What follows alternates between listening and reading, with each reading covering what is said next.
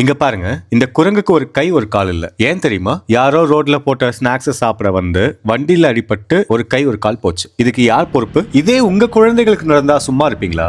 சமீபத்துல ஒரு வீடியோ பார்த்தேன். ஆல்மோஸ்ட் 4 மில்லியன் பேர் அந்த வீடியோ பார்த்திருக்காங்க. திம்போ மலைப்பாதையில ரைடர்ஸ் பைக் நிறுத்திருக்காங்க. அவங்க கிட்ட ஒரு வாட்டர் பாட்டில் இருக்கு. அதை ஒரு குரங்கு புடுங்கி தண்ணி குடிக்குது. முதல்ல அங்க வண்டி நிறுத்துறதுக்கான பர்மிஷனே கிடையாது. அவங்க நிறுத்தினதே தப்பு. இதுல கமெண்ட்ல வேற நிறைய பேர், ஐயோ பாவம் அந்த குரங்கு, நமக்கு தாக அடிச்சா 10 ரூபா வாட்டர் பாட்டில் வாங்கி தண்ணி குடிப்போம், அதுங்க எங்க போய் குடிக்கும்? லூசு பாயிலங்களை வச்சுக்கிட்டு இந்த லங்கு குரங்கு நடு ரோட்ல உட்கார்ந்து ஸ்நாக்ஸ் சாப்பிடுது. இங்க வர்ற லாரியிலயும் பஸ்லயும் அடிபட்டு சாகும். ஒரு செகண்ட் யோசிச்சு பாருங்க. காடு முழுக்க பழங்களும் தண்ணியும் இருக்கு.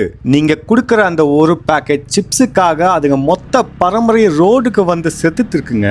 காடு அதுங்களோட வீடு. விலங்குகள் காட்டை விட்டு வெளியே வருதுன்னா மனிதர்களோட அறிவு அழிஞ்சு போச்சுன்னு அர்த்தம். இதுக்கப்புறம் இதை பத்தி நான் பேச மாட்டேன். என்னத்தையோ பண்ணி நாசமா போங்க.